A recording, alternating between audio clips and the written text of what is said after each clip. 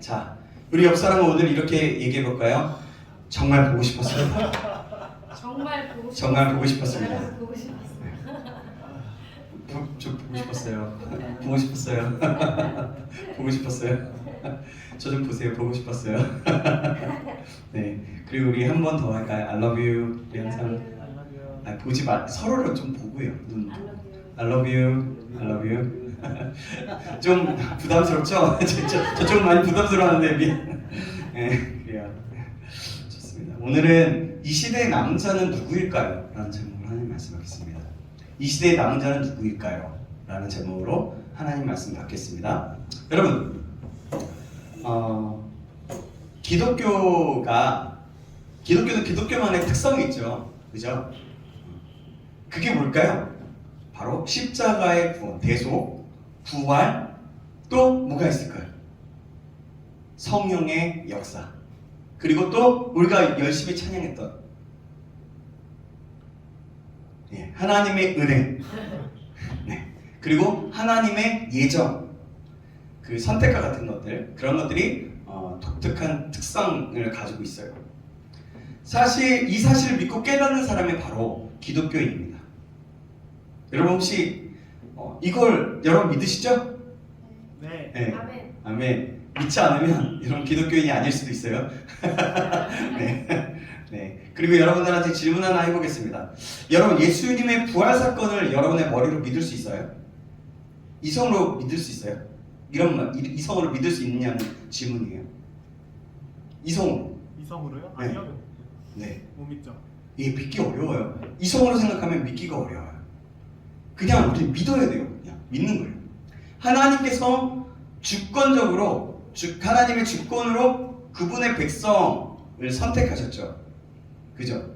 이것이 이성으로 믿어지느냐는 말이기도 한 거예요.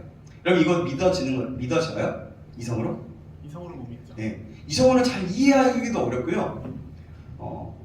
그냥 이성으로 믿어지기가 쉽지는 않아요. 아니, 사실 어렵습니다. 그래서 우리가 이성으로 받아들이려면 한도 끝도 없이 막 찾아가야 되는 거예요. 근데 여러분, 그래서 우리가 말씀을 증거할 때나 말씀을 들을 때는 이성이 아니라 믿음으로 듣고 믿음으로 받는 거예요. 때문에 우리는 하나님의 은혜를 구해야 합니다. 말씀을 받을 때 말이에요. 아멘. 항상 하나님의 은혜를 구해야 돼요. 이런 것만 여러분 되게 어려워요. 말씀이 은혜 받기가 쉽지가 않아요. 정말 성령의 강권적인 역사가 정말 우리 가운데 임하였을 때 그때는 모를 수 있지만, 왜냐면 오늘 예배 드리러 왔는데 다 그러는 거예요. 이제 말씀이 될 때 우리는 그런 사람 없죠. 말씀이 됐을 말씀 들으러 와야지. 오늘 말씀 목사님이 무슨 말씀 하나. 오늘 목사님 좀 나에게 좀 은혜를 좀 주세요. 목사님. 항상 얘기죠. 목사님 말씀 좀 나에게 은혜를 좀 끼쳐봐요. 뭐 이렇게 된다면 절대로 그 안에 은혜가 있기가 힘들어요. 아멘. 그래서 우리는 매 순간 모든 순간의 예배 가운데 있을 때도 우리의 삶에 있어서도 하나님의 은혜를 날마다 구해야 돼요. 그렇지 않으면 우리는 세상 사람들과 똑같아요. 그리고 세상 사람과 다를 바 없을 뿐만 아니라 오히려 더 악하게 될 수도 있어요. 그래요. 에베소서 1장 17절은 이렇게 얘기합니다. 우리 주 예수 그리스도의 하나님 영광의 아버지께서 지혜와 계시의 영을 너에게 주사 하나님을 알게 하시고. 아멘. 그렇습니다. 하나님께서 지혜와 계시의 전제, 즉 이해력을 주실 때 비로소 우리는 말씀을 깨닫게 되는 거예요. 여러분 그거 아십니까? 하나님의 약속이 어떻게 되고 있는지 그거 아세요? 하나님의 약속과 성취는요 전체가 아니라 소수의 남은 자들에 의해서 이루어졌어요. 하나님께서 그 소수의 남은 자들을 통해서 일하시고 그들을 통해서 구원하신다는 것입니다. 이상하죠? 그런데 성경을 보면 알 수가 있어요. 자, 그러기 전에 여러분 노트 줬는데 노트 가져왔어요? 네. 노트 여러분들 필기하라고 준 거예요. 네. 가져오세요. 그거 그냥 준 거 아니에요. 네? 가져오셔야 됩니다. 네. 여러분들이 원했어요. 그래요. 어쨌든 성경에 보면 그러니까 소수의 남은 자들을 통해서 역사하셨다는 걸 볼 수가 있어요. 자, 민수기 13장에서 14장에 보면 이스라엘 백성들이 가나안을 정탐하기 위해서 12명의 정탐꾼을 보냅니다. 그 중에 10명은 뭐라고 얘기했냐면 비관적인 보고를 했어요. 그래서 불신앙적인 반응을 보입니다. 그래서 저들은 장대하고 안악자손이 있고 우리는 그들의 밥 먹입니다 라고 얘기해요. 반면에 여호수아와 갈렙이 이 두 사람만이 저들은 우리의 먹입니다. 우리의 밥입니다. 가서 싸워서 승리합시다. 필격 하나님이 우리와 함께 하시면 가능합니다 라고 했어요. 하나님은 여러분 누구를 통해서 일하셨습니까? 남은 자였던 여호수아와 갈렙을 통해서 일하셨어요. 이런 원칙은 성경 전체를 보면 잘 알 수가 있어요. 바로 성경을 관통하는 것을 볼 수가 있는 거예요. 자, 하나님께서 아브라함에게 나타내셔서 내가 너와 내 자손들에게 한량없는 축복을 부어주겠다 라고 약속하셨습니다. 아브라함에게는 아들이 8명 있었어요. 그거 아세요, 여러분? 우리는 아들이 2명의 아들만 잘 알고 있어요. 하갈에게서 난 이스마엘, 그리고 사라에게서 난 이삭, 2명만 알고 있는데요. 그리고 후처였던 구드라에게 난 6명의 아들이 있었어요. 또 시므란, 욕산, 무단, 미디안, 이스박, 수아, 이렇게 그들의 이름이 이래요. 이렇게 6명의 아들을 포함해서 총 8명의 아들들이 있었어요. 우리가 보통 쓰는 용법으로 내 자손에게 복을 주겠노라 라고 하면 어떤 뜻입니까? 어떤 뜻이에요? 우리 티키타카 한번 해봅시다. 8명 모두에게, 자녀 전부에게 하나님의 축복을 충만히 누린다고 생각하지 않습니까? 그죠? 모든 자손에게 너에게 내 자손에게 복을 주겠다. 근데요, 하나님의 약속은 그것이 아니라 8명의 아들 중에서도 단 1명의 아들 이삭에게만 복을 주시고 이삭 하나를 통해서만 큰 민족을 이루겠노라고 하였던 것입니다. 주간에 또 하나님이 또 이스마엘도 축복하시면 너의 좋은 민족을 창대하게 너희도 민족을 더 복을 주겠다라고 하면서 또 축복해 주시긴 하지만요. 그 약속에 근거한 하나님의 약속에 근거한 것은 이삭에게만 있었어요. 이것이 바로 하나님의 방법입니다. 이삭은 바로 남은 자였어요. 이 남은 자 한 사람을 통해서 하나님의 약속이 이루어지고 또 약속된 복이 부어졌습니다. 하나님께서는 약속을 이루시기 위해서 소수를 만들어 주시고 또 소수를 통해서 일하시고 또 그 소수를 통해서 전체를 살리시는 일을 하셨어요. 여러분 되게 참 놀랍다고 말할 수 있기도 하고 신기하다고 볼 수 있겠죠? 오늘 본문의 배경은요, 아합시대 때를 2절부터 말씀하고 있어요. 아합시대는요, 이스라엘의 최고의 암흑기입니다. 아주 악한 왕 중에 악한 왕 하면은 하나님이 그 악한 것을 뜻하면은 아합의 족보에 따라서 행했다라고 얘기해요. 그리고 선한 왕들은 다윗의 족보에 다윗의 신앙을 따라서 나아갔다라고 얘기하고요. 그래, 그렇게 엄청난 암흑기였어요. 하나님을 경배하는 사람들은 엄청난 포갑을 당했어요. 사람들마다 신앙을 저버리고 하나님을 떠나 바알과 아세라를 섬기던 시대였습니다. 여러분, 그때는 또 어땠냐면 안에 이세벨이 있었어요. 그 이세벨은 어떻게 했냐면 그 바알과 아세라를 섬기는 그 선지자 학교를 세웠어요. 그러면서 그 선지자들, 그 하나님을 섬기는 선지자들이 아니라 바알과 아세라를 섬기는 선지자들을 그 세우는 학교를 세웠다는 거예요. 야, 그러니까 엄청난 거죠. 엄청난 거예요. 여러분, 그런 엄청난 시대였다는 겁니다. 복음을 증거하다가 지친 엘리야가 하나님 앞에 이렇게 한탄합니다. 2절 하반절부터 보니까 이렇게 얘기해요. 제가 읽겠습니다. 그가 이스라엘의 하나님께 고발하되 주여 그들이 주의 선지자들을 죽였으며 주의 제단들을 헐어버렸고 나만 남았는데 내 목숨도 참나이다 하니. 지금 엘리야가 어떤 한탄을 쏟아놓고 있습니까? 뭐냐면 하나님 저만 남았습니다. 하나님 백성들은 모두 끊어졌고 모두 죽어가고 있습니다. 오직 저 하나만 죽었습니다. 저 하나만 여호와 하나님만 찾고 있습니다. 라고 푸념하면서 하나님 앞에 한탄을 쏟아내고 있어요. 그랬더니 하나님께서 무엇이라고 대답하실까요? 이어지는 9절, 4절을 보니까 이렇게 얘기합니다. 4절 제가 읽겠습니다. 그에게 하신 대답이 무엇이냐?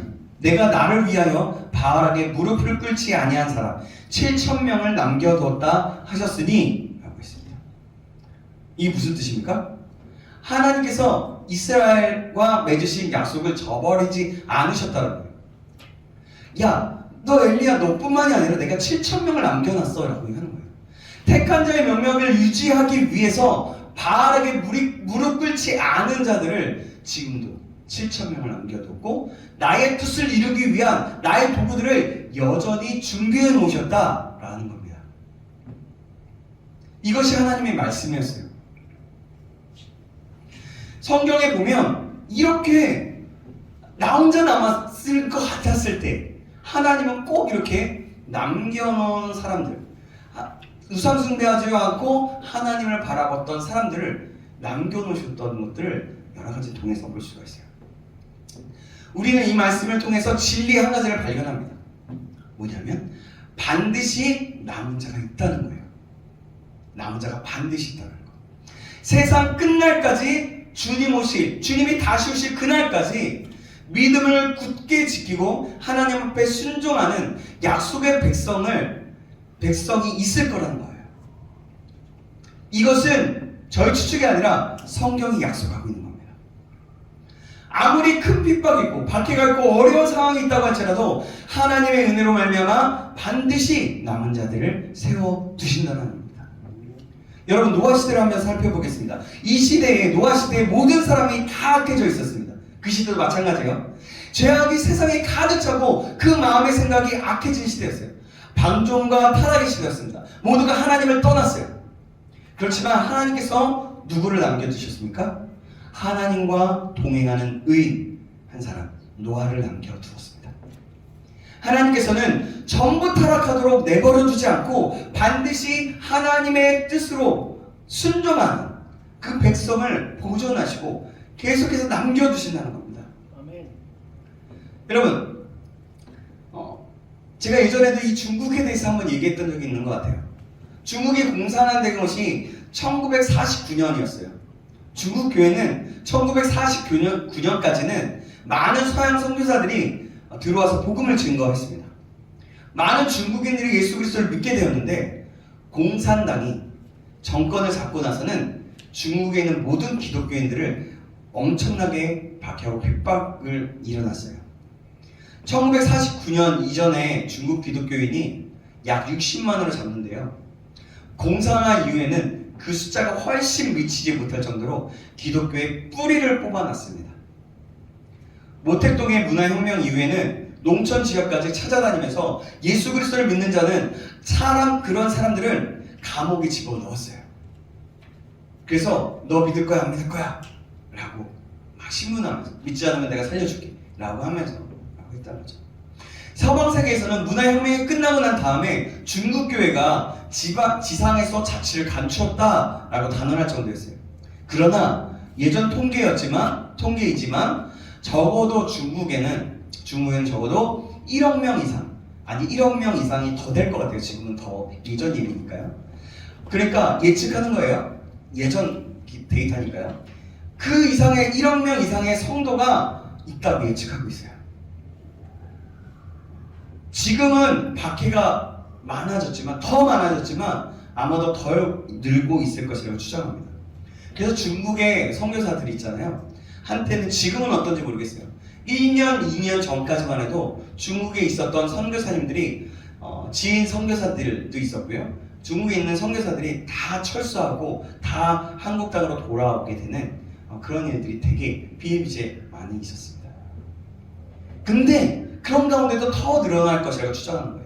어떤 자료에 보면 2030년에 중국은 약 2억 4천만 명이라는 기독교인들이 생겨나서 세계 최고의 기독교인들을 자랑하는 나라가 될 것이라고 전망이 하고 있었습니다.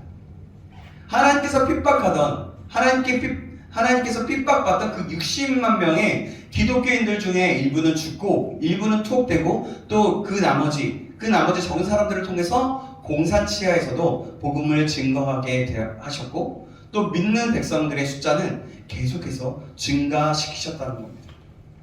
그 대대적이고 혹독한 박해 가운데서도 기독교 인구가 100배 이상 늘어나는 놀라운 부흥이 나타나고 있는 거예요. 지금도 중국에는 여전히 신앙의 자유가 없어요. 삼자교회라고 있다고 하지만 그곳에서 성령이 역사하고 실제적으로 나타나는 교회가 있다고는 하지만 그 삼자교회들은 대부분 나라의 통제를 받게 됩니다. 진정한 성경의 역사, 진정한 순전한 복음의 그 일들을 나타내지 못하는 교회가 삼자교회입니다. 그래요. 어쨌든 그래서 그 삼자교회 외에는 예배를 드리다가 공안에 의해서 발각되면 바로 붙잡혀가요. 그러나 중국교회들, 즉 가정교회는 지금도 여전히 목숨을 내놓고 함께 모여서 말씀을 공부하고 하나님의 말씀을 듣습니다. 어느 날 한국의 목사님들을 모시고 10일 정도 집중적으로 성경 말씀을 통해서 은혜를 받는다고 해요. 이러니까 여러분 생각해 보세요. 중국의 선교는 사람의 선교가 아니라 하나님의 선교다라는 말이 나오기도 하고 있다는 거죠. 그렇게 나올 법도 한다라는 거예요. 달리 말하면 하나님께서 중국 성도들에게 특별한 은혜를 주셔서 남은 자로 쓰셨다는 겁니다. 하나님께서는 결코 복음의 씨앗들을 완전히 마르게 하지 않으십니다. 아무리 어려운 상황이 있다 할지라도 항상 남은 자들을 세우셔서 그들을 통해 하나님의 놀라운 사역들을 이루고 가고 계신다는 겁니다. 자, 그렇다면 누가 남은 자일까요? 누가? 오늘 본문 5절 말씀 같이 한번 읽어볼까요? 5절 말씀입니다. 본문 5절입니다. 시작. 그런즉 이와 같이 지금도 은혜로 택하심을 따라 남은 자가 있느니라. 아멘. 이렇게 말합니다. 은혜로 택하심을 입은 자라고 남은 자를 규정합니다. 다시 말해서 하나님께 많은 은혜를 받은 자가 바로 남은 자라는 겁니다. 위로부터 은혜, 그 위로부터 축복에 충만히 받은 자가 남은 자. 하나님으로부터 충만한 은혜와 그 은혜와 축복을 받은 자가 남은 자라는 거예요. 하나님의 은혜를 받은 증거는 무엇일까요? 그게 무엇인지 아세요? 바로 깨달음입니다. 하나님의 말씀을 들을 때 그 말씀에 깨달음이 있고 하나님 앞에 기도할 때에 기도에 깨달음이 있는 사람, 하나님께 예배 드릴 때 깨달음이 있는 사람, 예배에 감격이 있는 사람, 그 사람이 남은 자이고 그 사람이 은혜를 충만히 받은 사람이라는 겁니다. 반면에 은혜를 충만히 받지 못한 사람의 특징이 있어요.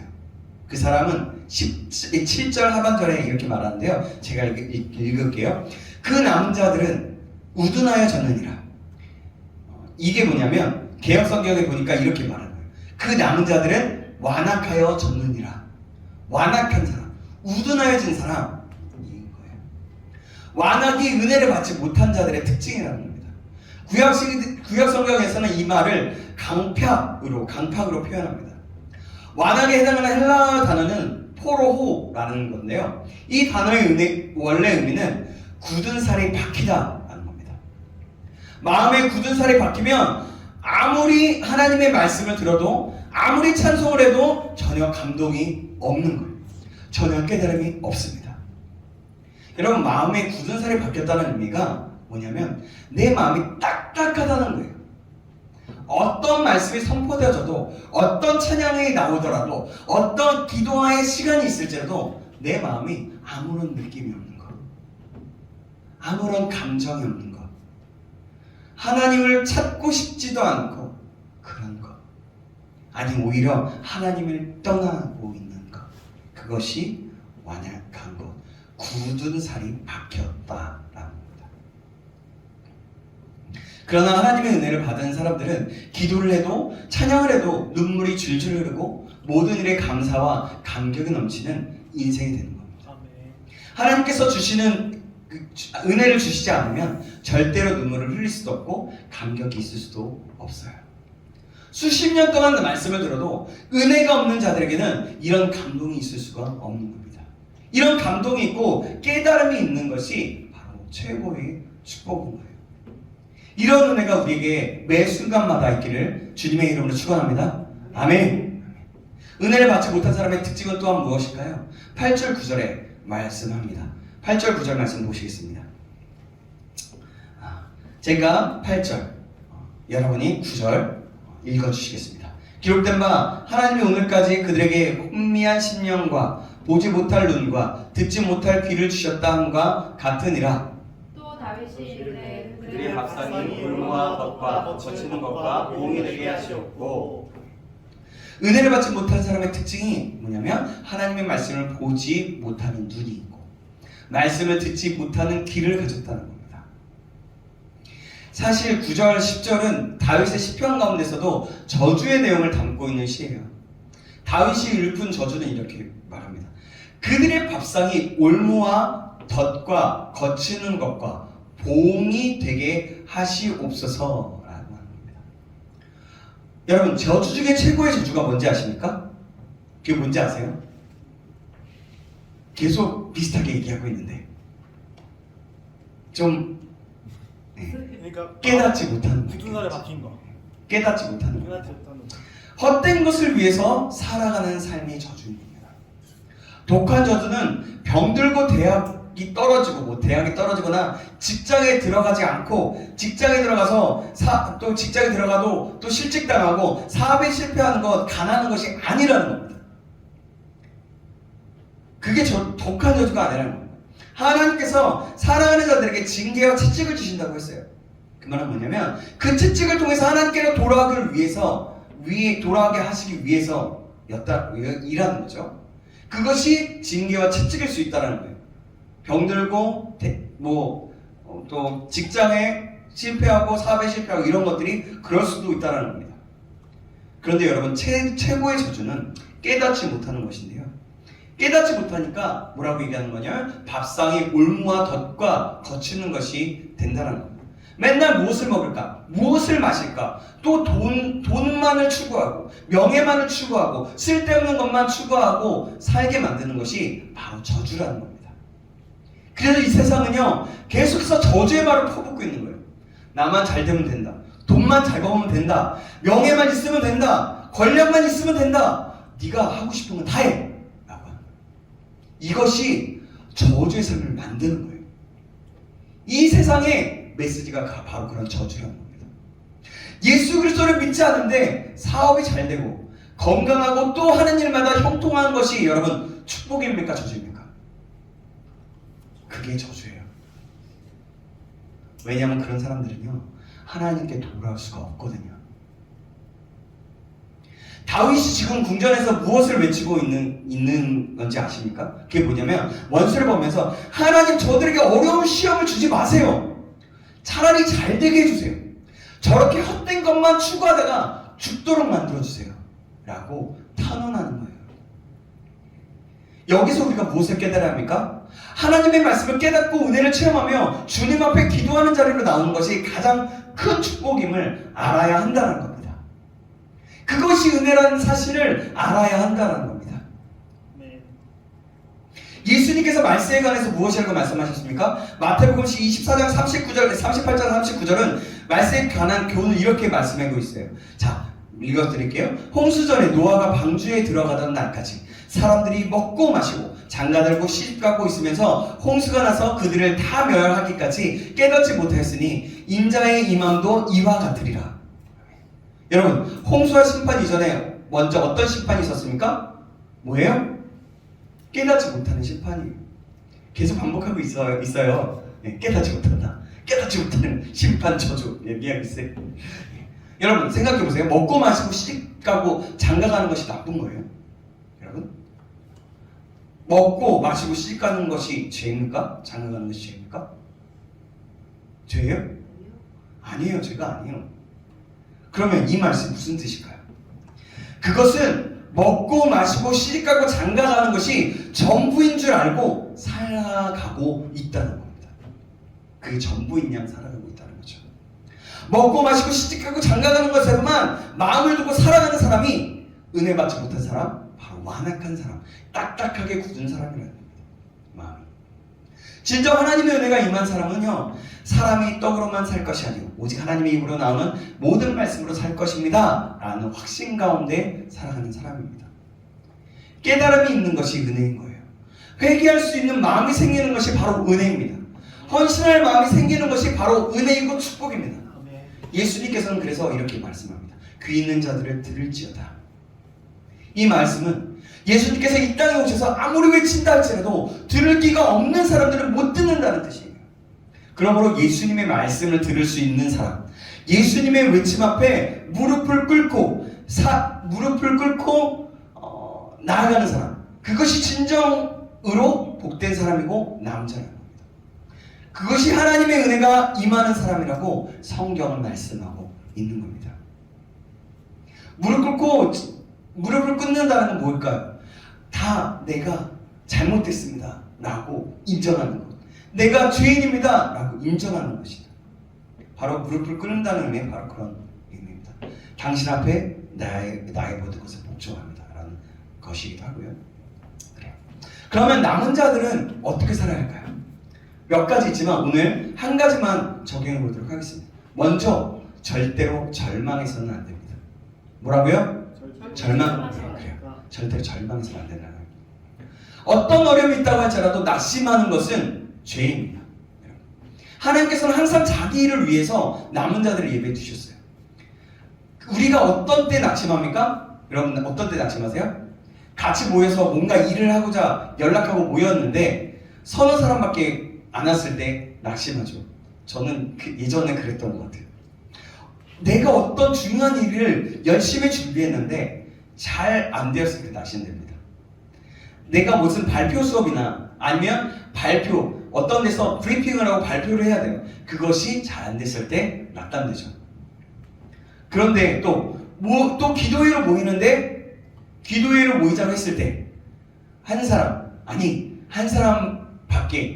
사람밖에 나밖에 안 모였다고 했을 때 여러분 그 기도회를 인도하는 사람이 어떨까요? 낙심되죠. 그죠? 예배로 모였는데 사람이 보이질 않을 때, 이미 분명하게 올 거라고 기대하고 생각하고 기도했는데 오지 않을 때, 이때 낙심하죠. 하지만 이 낙심은 결코 옳은 것이 아닙니다. 엘리야가 뭐라고 얘기하죠? 하나님 저밖에 안 남았습니다 라고 한탄할 때 정말 하나님께서 엘리야 하나만 남겨주셨습니까? 아니죠. 엘리야 외에 몇 명? 7,000명. 그렇죠. 7,000명. 7,000명이나 더 있다고 하셨습니다. 낙심할 필요가 없다라는 겁니다. 하나님께서는 반드시 남은 자들을 남겨주신다는 겁니다. 모두가 배교하고 하나님을 떠나도 끝까지 말씀을 붙들고 변절치 않는 사람, 하나님의 백성이 그 속에 남아 있다는 겁니다. 하나님께서 남은 자들을 세워두셨기 때문입니다. 주변에 기도한 사람이 나밖에 아무도 없다라고 해도 하나님께 내가 기도할 수 있는 사람인 것에 감사하시기 바랍니다. 내가 중요한 일을 했을 때 잘 안 된다고 낙심하지 마시기 바랍니다. 하나님의 때가 있다는 것을 기억하십시오. 하나님은 분명히 하나님의 때에 하나님께서 열게 하실 겁니다. 엘리야가 바알과 아세라 선지자들과의 대결을 한번 생각해 보세요. 엘리야는 혼자였어요. 바알과 아세라 선지자는 몇 명이었습니까? 850명이었습니다. 그렇게 추정해요. 그러면 무슨 말과 똑같습니까? 하나님께서 엘리야에게 850명을 이길 수 있는 힘을 주셨다라는 겁니다. 여러분 주변에 믿는 사람이 아무도 없고 나 혼자 남았다면 오히려 감사하십시오. 아멘. 나밖에 없다는 말은 100명을 싸워 이길 힘을 나 한 사람에게 다 부어주실 것이라는 뜻입니다. 아멘. 또 엘리야 시대로 따지면 850명과 싸워서 이길 힘을 나 한 사람에게 다 부어주실 것이라는 뜻인 거예요. 할렐루야. 아멘. 아멘. 그런 의미인 거예요. 하나님께서 일하시는 것은 수가 아니라 능력의 크기입니다. 주변에 10사람이 있으면 10사람이 감당할 수 있도록 능력을 주시는데 한 사람밖에 남지 않았다면 10사람이 감당할 능력을 누구에게 부어진다는 의미예요? 한 사람. 바로 한 사람에게 모두 부어진다는 겁니다. 따라서 주변에 하나님의 뜻대로 순종하는 사람이 없을 때 낙심하지 말고 오히려 하나님께서 나를 세워주시군요. 하나님. 그러면서 감사하는 마음으로 경고에 설 수 있기를 바랍니다. 바로 경고에 설 수 있기를 하나님께서 바라시는 겁니다. 북한의 교회가 여러분 사라졌을까요? 아니요. 사라지지 않았어요. 예전에 예전에 어떤 중국의 어떤 곳에 도문이라는 곳에서 오신 장로님의 어떤 간증이 있었는데요. 제가 영상을 봤던 건지 제 정확하게 기억이 남지 않습니다. 근데 그 장로님께서 말씀하신 게 있으셨어요. 북한에 10번 이상 들어간 경험이 있었대요. 그분의 증언에 따르면 지금도 함경도 일대에 가면 가정교회가 수천 개가 있대요. 수천 개의 가정교회가 지금 모여서 지금도 예배드리고 지금도 눈물을 뿌리면서 하나님 앞에 간구를 한다고 합니다. 지금도 눈물을 뿌리면서 하나님 앞에 간절하게 예배드리는 가정교회들이 엄청나게 많이 있다고 하는 거예요. 이분의 말씀에 의하면 북한 성도들이 남한의 사정을 거의 다 안대. 그리고 남한이 이렇게 잘 살고 있는 것, 또 교회가 이렇게 많이 있는 것, 그리고 점점 줄어들고 있는 것, 점점 기독교인들이 사라지고 있는 것, 그런 것들까지도 다 알고 있대요. 이 한국이 점점 더 악에 빠져서 세상이 악해져 가고 있다는 것들도 알고 있다는 겁니다. 그런데 이 북한에 있는 성도들이 지금도 남한을 위해서 이 한국교회를 위해서 대한민국을 위해서 기도한다는 겁니다. 왜 기도하는지 아십니까? 교회가 커지기는 커졌는데 복음을 저버리는 라오디게아 교회같이 되어간다라는 거예요. 북한의 가정교회는 남한의 이 한국교회의 소문이 이렇게 났다는 겁니다. 그래서 북한 성도들이 오히려 남한의 그 교회들을 위해 중보기도 한다는 겁니다. 아멘. 이렇게요. 주여 이제는 교회들이 말씀으로 돌아오고 하나님 앞에 신실한 교회가 되길 원합니다. 대한민국의 남한의 교회가 그렇게 되길 원합니다. 라고 간구하면서 눈물을 뿌린대요. 여러분 부끄러운 일이에요. 그죠? 여러분 어느 교회가 하나님이 정말 기뻐하시는 교회일까요? 북한에 있는 가정교회가 하나님이 인정한 교회인지 아니면 남한에 있는 큰 교회들이나 더 많은 사람들이 모이는 교회가 정말 하나님이 기뻐하시는 교회인지 천국에 가봐야 아는 겁니다. 요한계시록에 보면 소아시아 지역에 7교회가 있었어요. 우리가 보통 생각하는 큰 교회들은 강한 교회들이 있었지만 그 큰 교회들, 강한 교회들이 있었지만 예수님께서 인정하시는 교회는 아주 작고 연약한 교회였습니다. 가난한 서머나 교회를 인정하셨고 휘황찬란한 능력은 없었지만 하나님 앞에 믿음을 지켰던 빌라델비아 교회를 크게 인정해 주셨어요. 우리도 마지막 때에 남은 자로서 하나님 앞에 충성하는 그런 주님의 청년들이 되길 주님의 이름으로 축복합니다. 아멘. 아멘. 숫자가 아니라 마지막 때는 남아있는 그 믿음을 가진 자를 통해서 하나님께서 일한다는 사실을 꼭 기억하시기 바랍니다. 아멘. 그런 의미에서 우리 신창교회 청년부는 바로 남은 자가라고 말할 수 있다고 봅니다. 우리 신창교회 청년부 한 사람 한 사람이 남은 자가 되어서 이 시대에 이 나라 민족 가운데 또 이 지역에 혹시라도 또한 서울 지역에 아니 그것이 아닐지라도 내 주변에 있는 사람들에게 남은 자가 되어서 복음을 전하고 사랑을 나눌 수 있고 하나님을 기쁘시게 하며 이루어드릴 수 있는 자, 그런 사람이 우리 청년부가 되기를 다시 한번 주님의 이름으로 축복합니다. 숫자가 아니라 마지막 때는 남아있는 그 믿음을 가진 자를 통해서 하나님께서 일한다는 사실을 꼭 기억하시기 바랍니다. 그러면 여러분, 이 시대에 남은 자는 누구입니까? 누구예요? 예, 그래요. 저예요. 저예요. 이 시대에 남은 자를 이 시대의 남자 누구를 남자로 여기신다고요? 저요. 그래요. 이렇게 방금 여러분들이 얘기했던 것처럼 이렇게 믿음으로 대답하시기 바랍니다. 자, 한번 따라해볼까요? 주님, 주님, 제가 남은 자입니다. 제가 남은 자입니다. 저를 써주시옵소서. 저를 써주세요. 다시 한번. 주님, 주님, 제가 남은 자입니다. 제가 남은 자입니다. 저를 써주시옵소서. 저를 써주시옵소서. 마지막 다시 한번 더 힘세게, 힘차게. 주님, 주님, 제가 남은 자입니다. 제가 남은 자입니다. 저를 써주시옵소서. 저를 써주시옵소서. 아멘. 아멘. 하나님은 남은 자 된 우리를 통해서 일하시기 원하십니다. 그렇습니다. 저와 여러분 모두가 주님의 남은 자입니다. 여러분 그것을 믿고 그것을 믿음으로 취하면서 우리의 이 시대의 남은 자로서 이 시대를 이끌어 나갈 수 있는 그런 놀라운 지도력을 가진 리더, 이 세상을 이끌어갈 수 있는 리더가 우리가 되길, 우리 실장교회 청년부가 되길 주님의 이름으로 축원합니다. 아멘. 기도하겠습니다. 하나님 감사합니다. 제자 하나님을 찾으시는 남은 자를 찾아시는 하나님, 그 사람이 우리가 되게 하여 주시옵소서. 그래서 하나님이 찾으시는 이 시대에 기뻐하시는 사람, 그 남자가 우리가 되어 하나님을 기쁘시게 하고 하나님이 이 시대에 찾으시는 사람 될 수 있도록 인도하여 주시옵소서.